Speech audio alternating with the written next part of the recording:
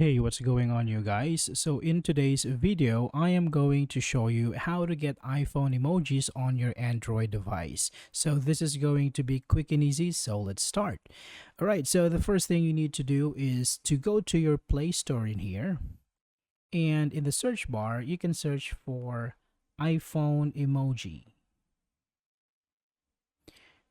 All right, so once you're in here, you can tap on the first result in here, iOS emojis for Android, and we're going to install it. All right, now when it's done installing, you can tap on open. And here you need to enable iOS emoji keyboard to be your default keyboard. And also you need to switch to emoji keyboard. Okay, and then you should be good to go. Now, if you look at your keyboard now, let's say for example, let's type in here. You will notice that your keyboard now is changed to something like an iOS device keyboard.